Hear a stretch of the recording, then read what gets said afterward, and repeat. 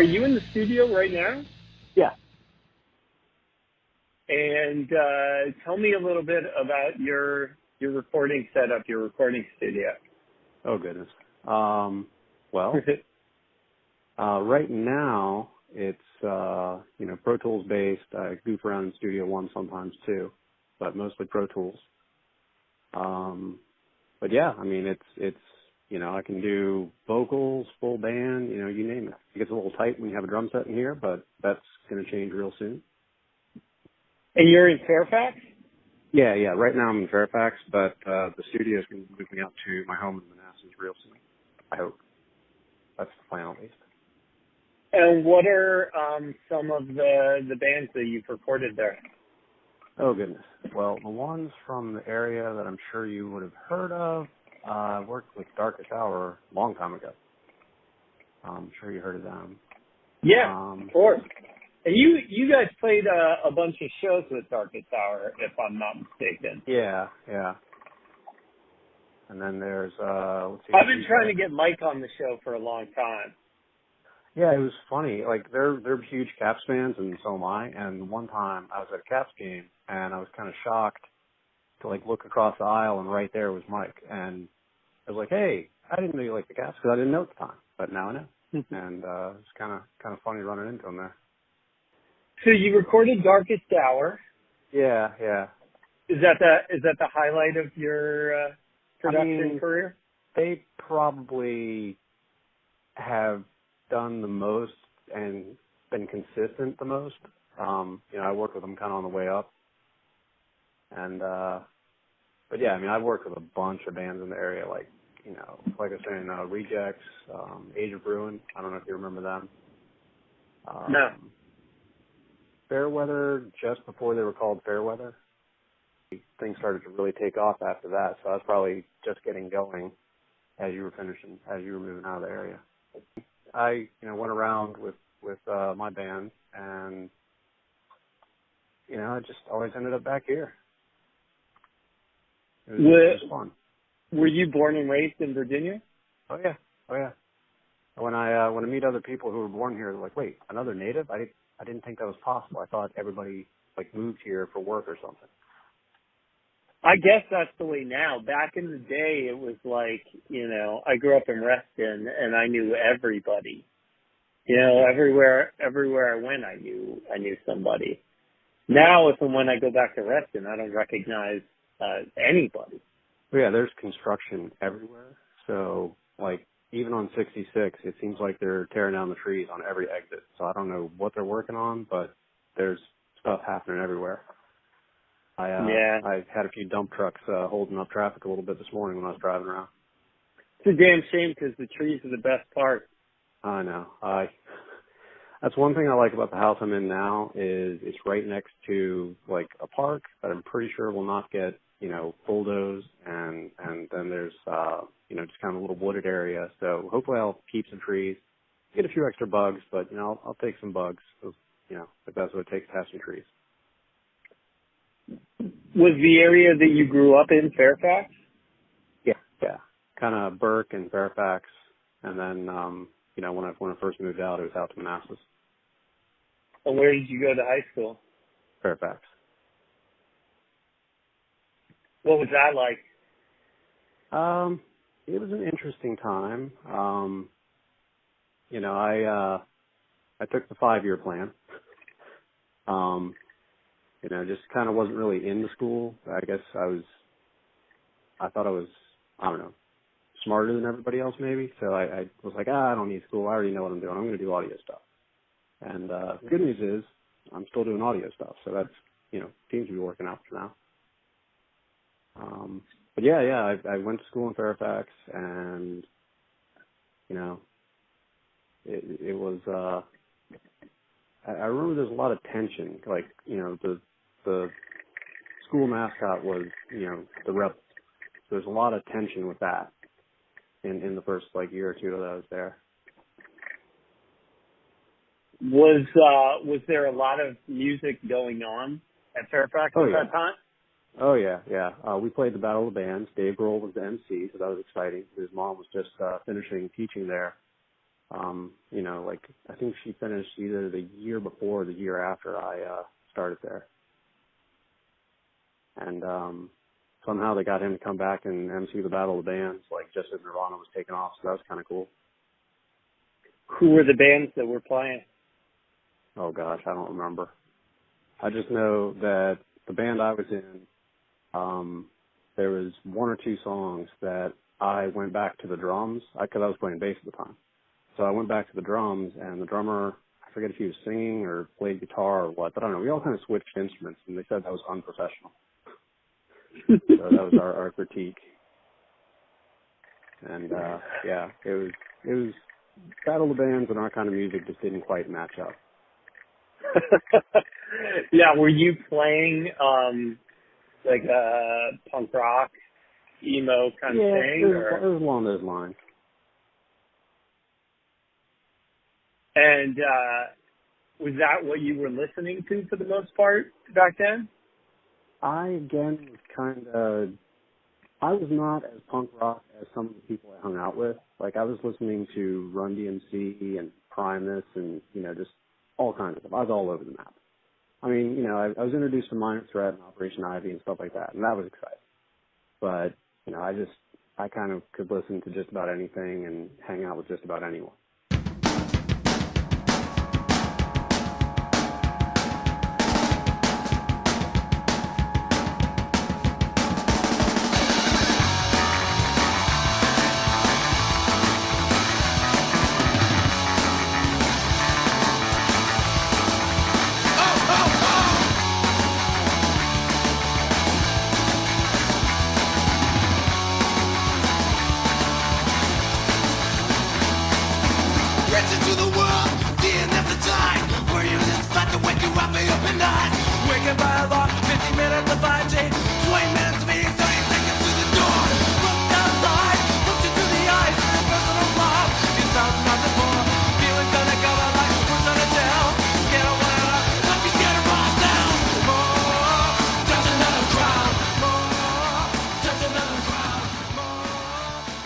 And how did you start on bass?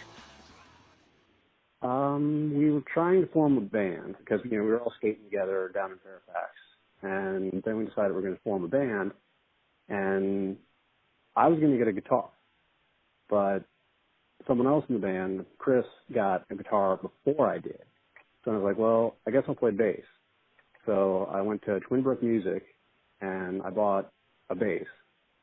A Rudy Sarzo Washburn bass that just, if you look it up, it's got a very unique shape and color. But yeah, I got that, and that's how I became a bass player. Was you know, just kind of, we were forming a band. We already had a guitarist, we had a singer, we had a drummer, and bass was left. The thing is, if you can play bass, you will never go without a band if you want. Same thing with drums too, which is what I'm playing now. I'm playing drums more than I'm playing bass, but I'm not really playing in a band at all right now. Yeah, but the problem with drums is that you then have to be able to and have a place to play them. Yeah. It's you know, it can be expensive and not easy to practice. Yeah. Whereas bass, you can sit around playing it anywhere. Yeah, I don't even own a bass amp anymore. I just, you know, I go through a direct box or an amp sim and I can just goof around on the bass. But yeah, you can't really do, you can do electronic drums, but where's the fun in that? So tell me how Positive State came together.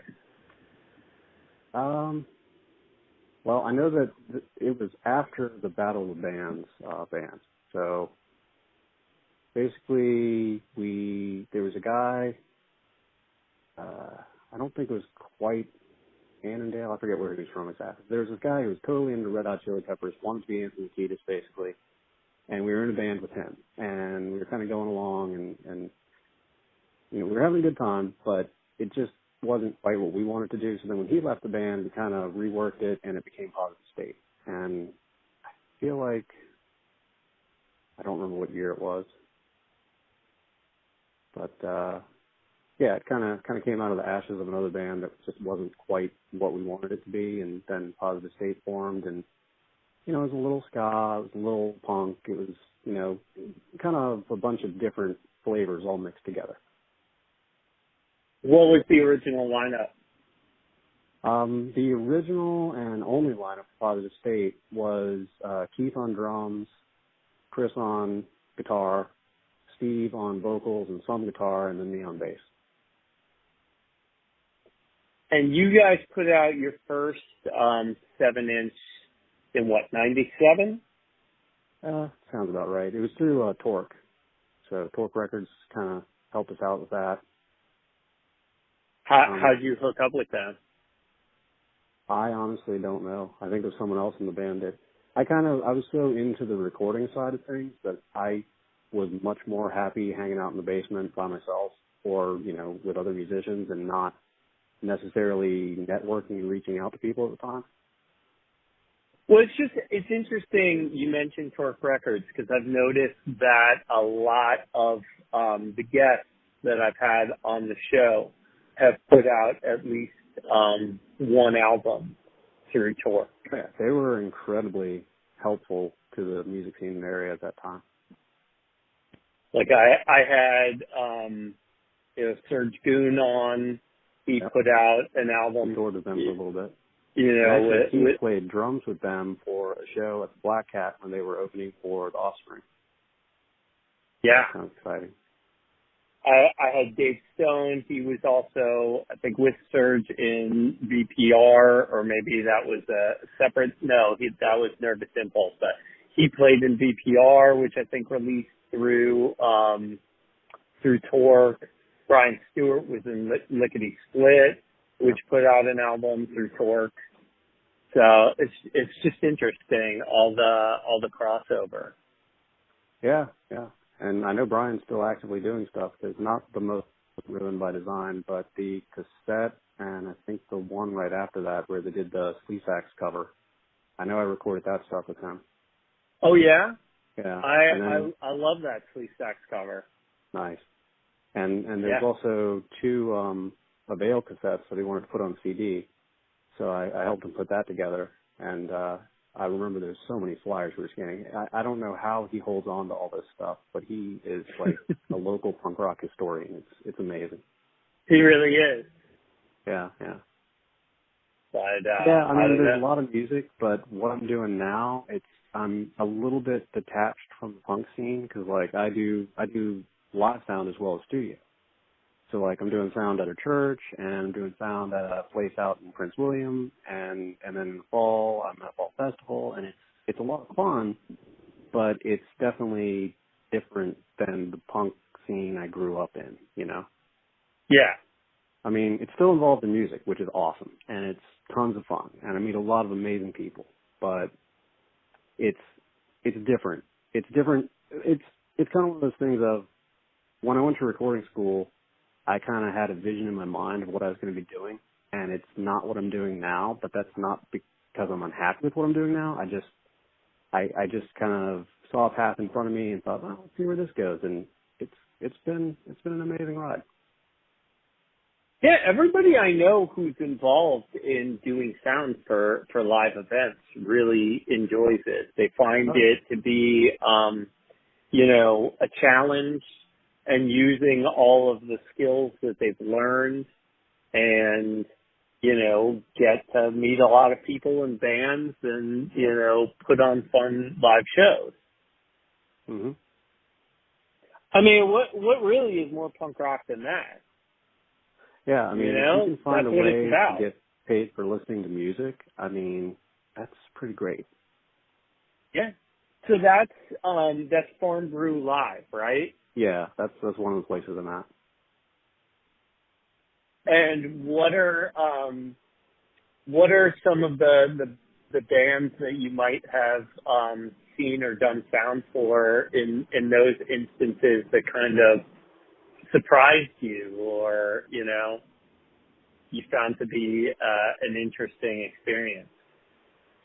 Well, I'm more or less kind of during the weekday, and a lot of times that's an acoustic act.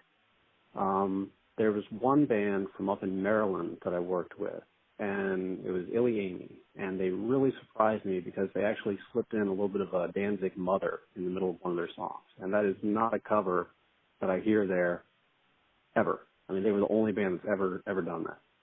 So that was interesting, to say the least. And they were really good, too. They were a lot of fun to work with.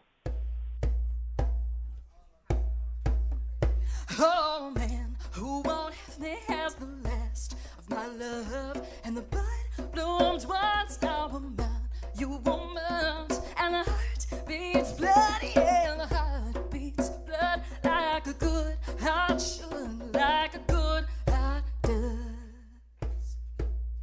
Still sometimes it feels empty as a painting shell, drained so slowly through red pinhole.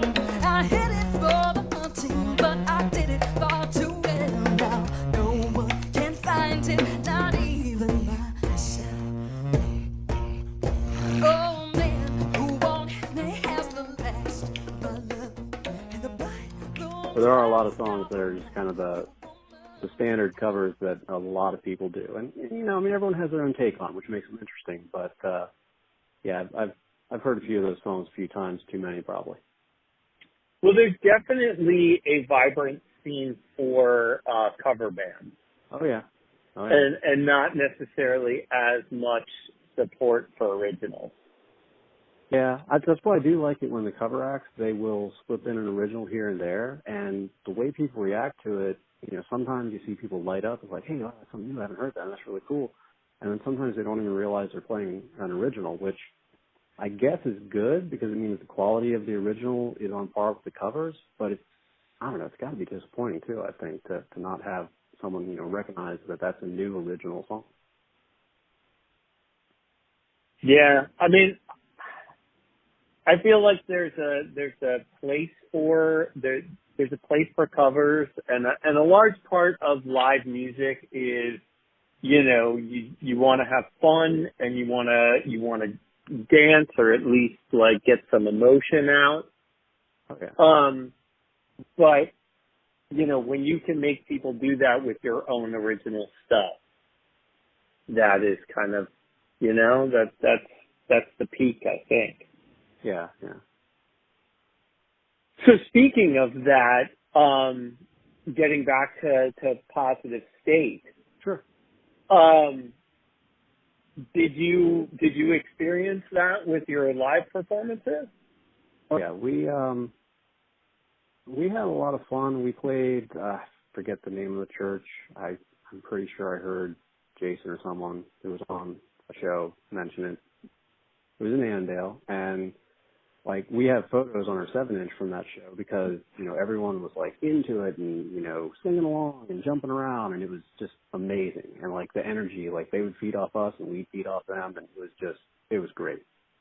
So there's definitely, you know, it's nice. But then often people would lock on to a song that was kind of a joke song to you, and then they end up loving it. It's a fun time for everybody, but then you're like, oh, this is like the 50th time we played this. Can we play something else now? Like often we'd record stuff, and I was kind of like, okay, we've archived it. We never have to play this again. So it was kind of funny how that would work out. But yeah, I mean, we would play.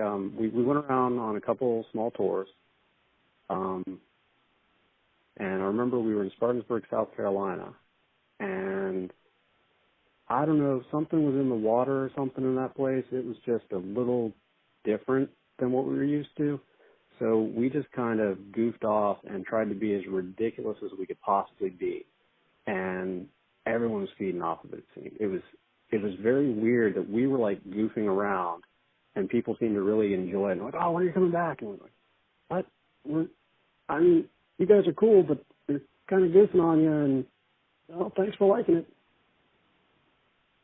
So what were the goofy songs versus what were the songs that you took more seriously or were really excited about playing? That people kept requesting, which was going to the store. And it was just like going to the store and basically getting just everyday stuff that's on your shopping list. And it was very silly, and it was very, you know, I don't know, it was just a very silly song that we thought was just kind of, oh yeah, you know, it's just filler or whatever. And people kind of gravitated towards that. But then later, we also did a song called Pass to California, which was kind of making fun of California pop punk and like, you know, the like NoFX type bands. And that one we had fun with, and people seemed to like that too.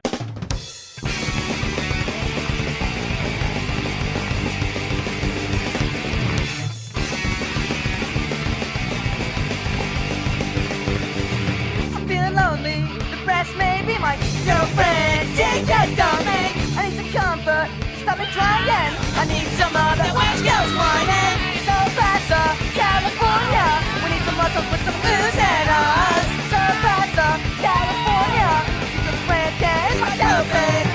Gonna go, soprano. I think I'm very good, but who knows? Let's not get those chicks, ooh yeah. You know they're crazy for that California.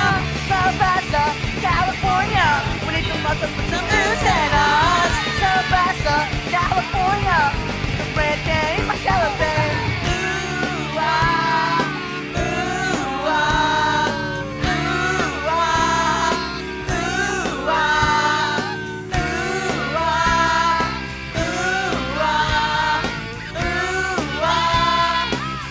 ah, ooh ah, ooh ah, ooh ah, ooh ah, ooh ah.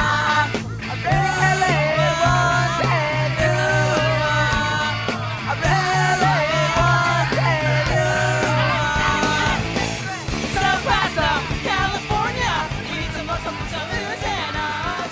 So Paso, California, 'cause he's my friend, yeah, he's my girlfriend. I really hate my life. But then we had more serious songs like, I should know the name of this. Empty Days, which was like about a friend of ours who passed away and stuff like that. So, I mean, you know, we had songs that were more serious, and we had songs that were more, you know, goofing around and having fun. But I mean, that was the thing. I mean, if you're playing music, you should be having fun. If you're not having fun, then why are you doing it? You know, because we didn't have, I don't think we had, I know I didn't have like the delusion that we were going to become, you know, rich and famous and, you know, super big or anything. It was just, you know, goofing around, having fun, and if other people were having fun too, then, you know, let's keep doing this. It definitely seems like Label Me, where you started from, Yeah. had a different kind of sort of sillier, goofier sound. Yeah. We it was a little more ska influence, I think. That one, like a little more bouncy, maybe.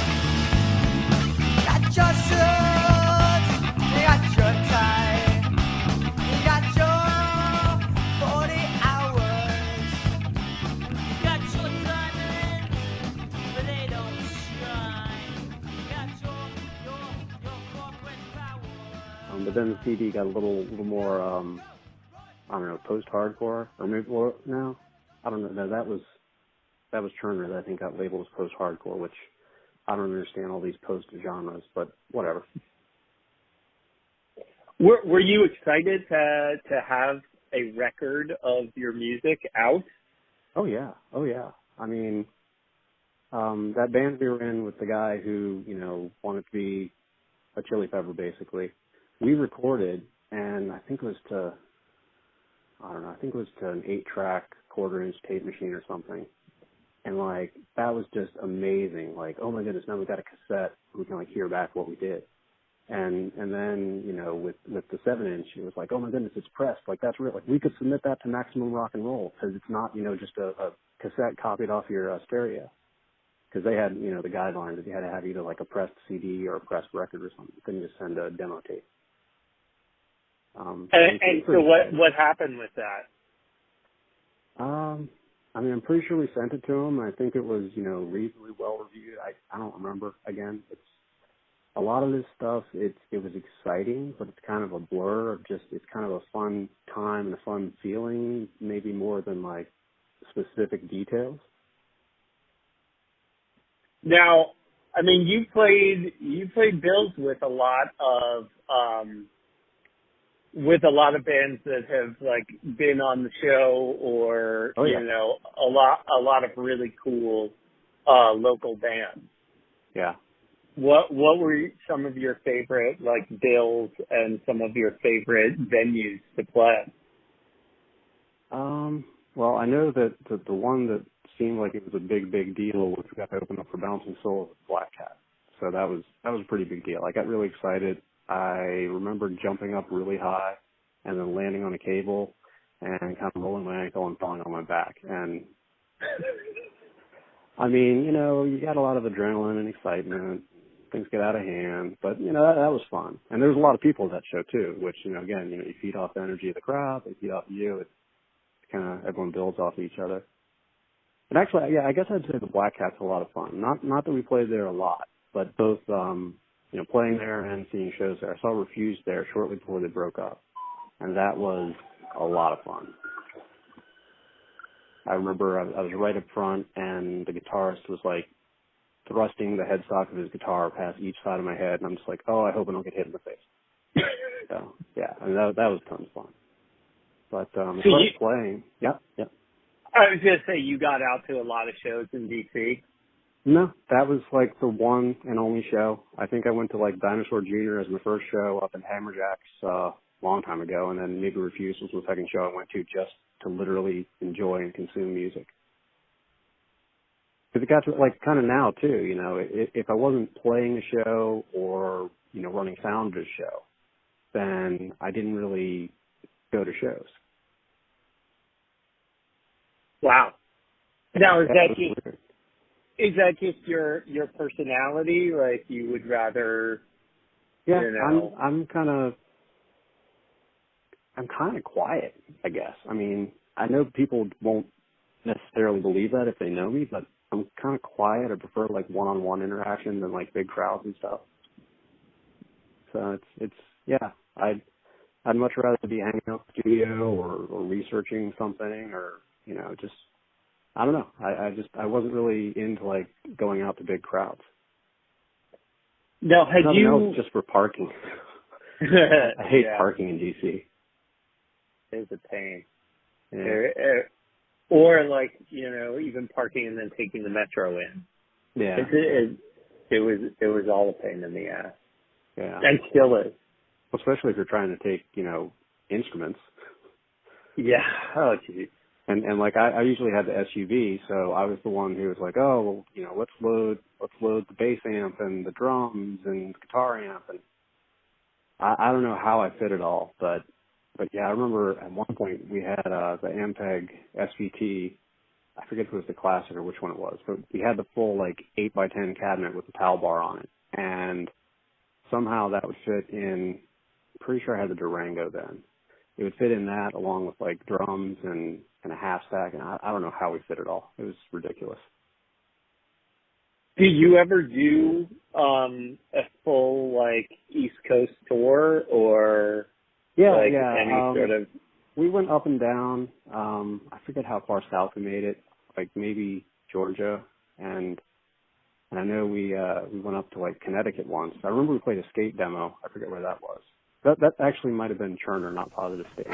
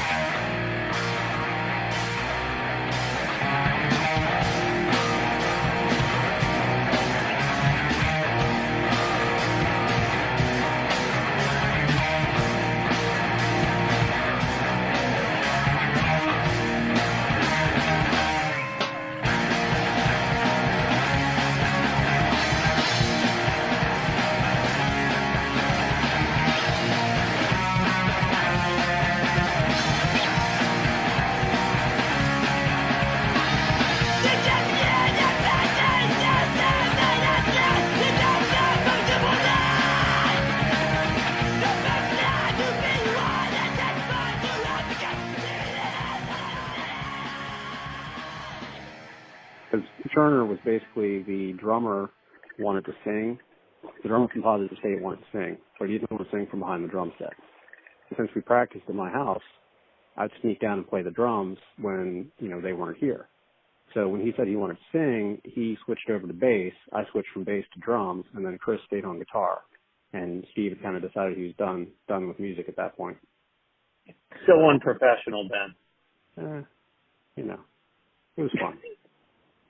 But yeah, so we kind of No, I'm sorry, that was a callback to your.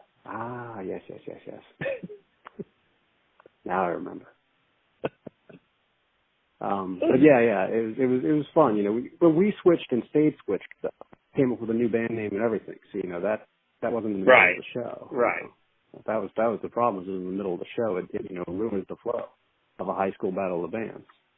With totally. Teenagers I'm sure were like, oh my goodness, there was so much flow. Yeah. But yeah, we. I mean, you guys had a lot of call and response vocals anyway. Oh yeah. So it's not like everybody seemed to get a chance to sort of sing, or basically say whatever they wanted. Yeah. And then you guys certainly fit a lot of words into your song. Yeah, Steve talked pretty fast sometimes. Yeah, I mean, it was almost like he was rapping at a point. Yeah, a little bit. Yeah, I mean, we're not exactly saying that. Oh, this song we're singing in the key of A. It was just kind of half spoken, half screaming. Well, no, I mean, besides that, there's almost like I mean, it's hard to think of another group that has like two singers or singers that would sort of bounce things off each other like that. And it's almost like a Public Enemy thing where there would be somebody sort of like the main focus, and then you guys sort of hyping him up with choruses and things that you would be shouting out. Yeah, I just thought the whole again, I guess we were influenced a lot by Protus and Battery and stuff like that, which had, the sing-alongs and stuff. And the reason why I mentioned Protus too is one of the first times I went on the road was with them as kind of like their merch guy. So that was fun. We traveled around for a month. I think they had 30 shows booked and only played 13 because the van broke down in Arizona. And we became temporary residents of Arizona for a week. It was fun. It was weird, but it was fun. Yeah. So, I mean, what did you learn from watching those guys? Just kind of, just be as big as you can on stage, and people will feed off of it. And if they're not, and just kind of laugh at the absurdity of the situation. Because you're going wild and everyone's just standing there with their arms crossed staring at you. It can be kind of fun sometimes. That was the UC stance with the arms crossed watching the show, right? I think all those guys have a good sense of humor too, and don't take themselves all that seriously. Oh yeah, lots of self-deprecating humor in the scene those days, and now. and I mean, they also had a certain, it's like a subversive political kind of organizational structure, or like fake, you know, business conglomerate, whatever. That you somewhat play into, I guess, on bullshit initiatives. Yeah. Well, and also we had I forget who we did the split with. Again, I should really know this, but it was Partners in Majority Rule. Rule. Okay. Yeah. So the Partners in Profit EP, and that was, a complete joke of like, I don't know. We definitely kind of build a backstory, I guess. Can you explain that, what the deal was with like, split, and split records back then? The question that I would have is sort of like, how do you find another band to do the split with? How do you agree to do a split? Do you look for another band that, you feel like your fans will share this, or somebody that's more popular than you, or, I mean, most of the time it was literally just, we think you guys are cool, let's do a project together. We like the music, let's have some fun. It was never as thought out as it might have seemed, but yeah, I mean, you obviously hope that people that listen to them that maybe don't listen to you yet might like your band, and vice versa. So it was kind of about, getting more exposure, but we weren't thinking it through that fully. And when you split, like, do you, but the financial aspects of that, like, I know that it's a joke, the Partners in Profit thing, right. But like, the reality of the situation, you have to split the production costs and the profits, right? Well, it was kind of good for me, because sometimes if we were doing a split, I would end up recording the other band on the split too, so that benefited me. But then also, we would kind of pool our money together to get the product pressed, and then just divide, the number of records, and then you just sell them and hope you make back your money. I mean, I'm not sure. There's no royalty checks, that's for sure. I mean, I don't think we really made anything.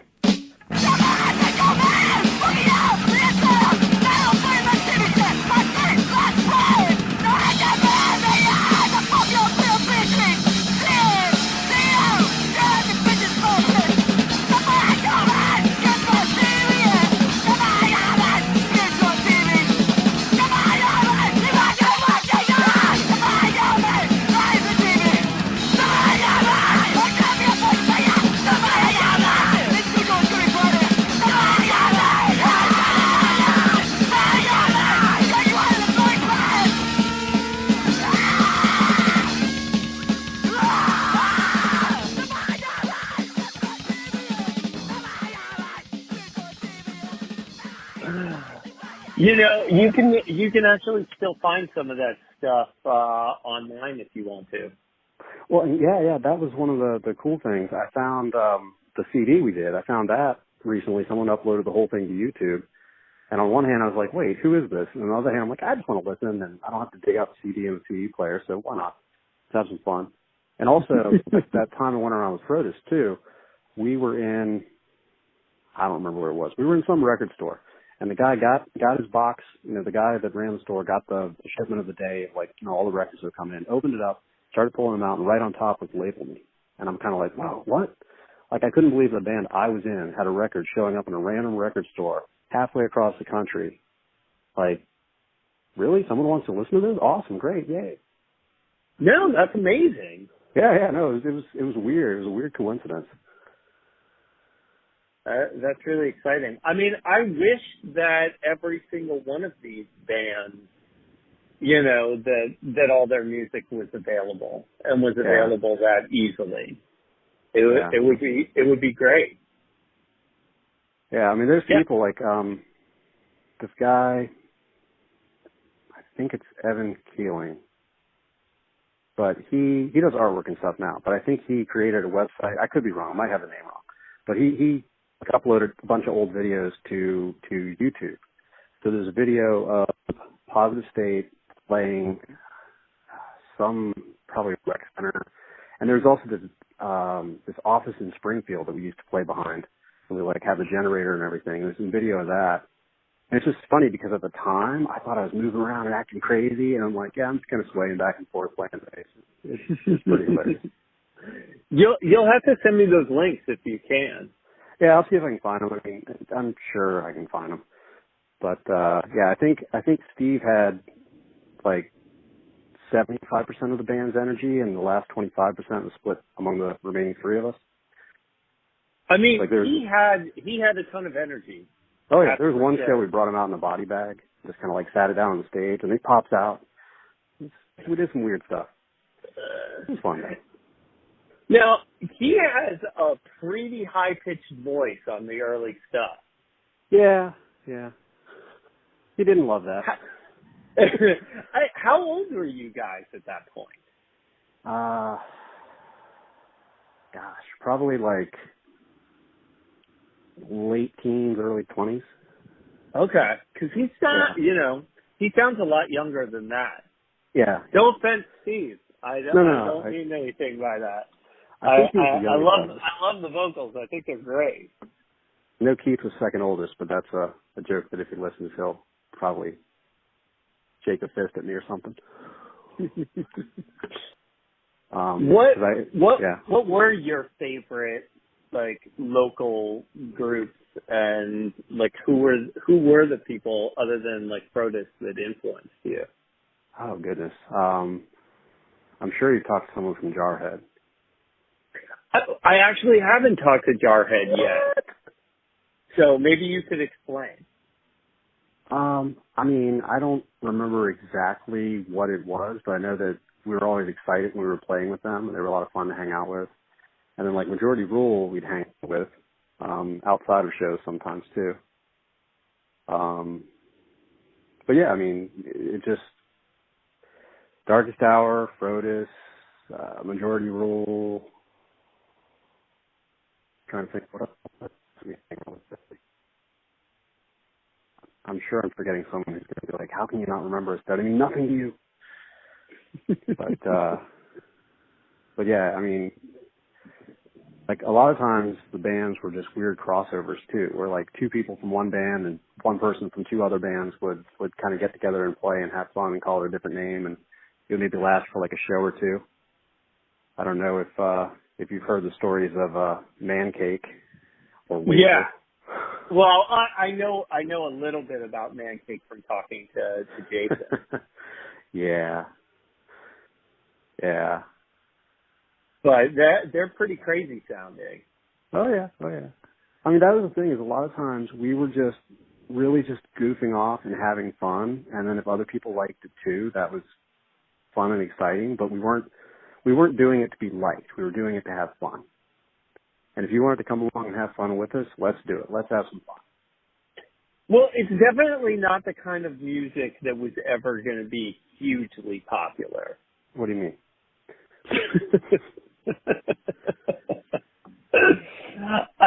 I just mean that it's not going to be everybody's cup of tea. Yeah. It's definitely very loud and very intense. Yes. And not very intense in terms of like the subject matter or material. No. But Yeah, I mean, half the time I couldn't tell you an exact song, but I can tell you like I remember Pancakes flying through the air and hitting people, and I don't know, just you remember the feeling more than the individual songs. Well, that's probably the best that you can hope for, really. Yeah. I mean, because that's what I said. In terms of live performance, that's what you want.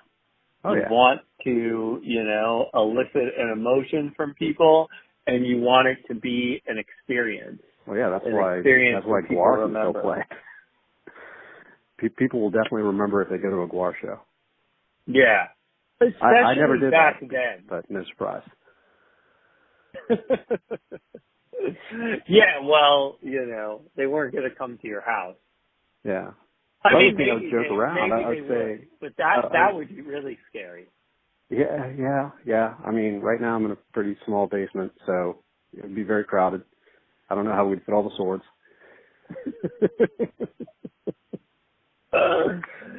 So in terms of local bands and shows and stuff, this being Jams for Man, did you ever make it to a Jam for Man show? I did not, but I transferred, I think it was either a mini DV or VHS or something for Brian Stewart, shocking, because he had this stuff. I transferred it from tape to a DVD for him. So I got to see the show, but I wasn't at the show. No, there was a lot of original music going on then, because like the cover stuff, I mean, maybe it was big, but I wasn't exposed to it, you know.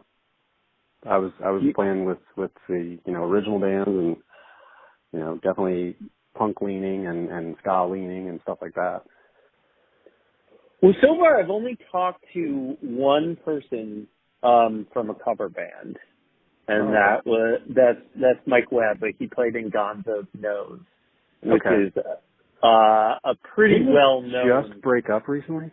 Or play the last show recently? Yeah, I thought so. Okay. No, I know people that like them. Yeah. Yeah, they're great, and they've been doing it for years and years. And it just so happens that, you know, like Mike and I went to school together, you know, and he has this whole career beyond that, which is amazing, where, you know, he has been singing in the military and doing all of these, you know, these performances through the military that are amazing. Very nice.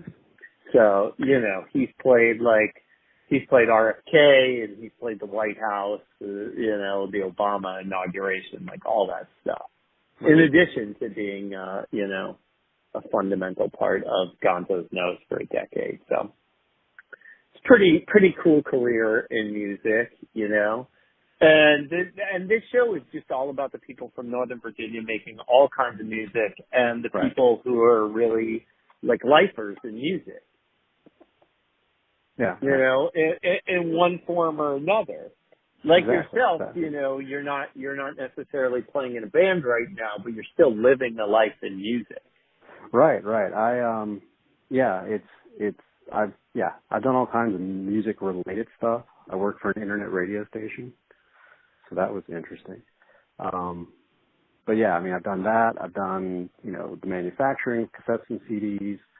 I've done the live sound. I've recorded hundreds of bands in the area. It's fun.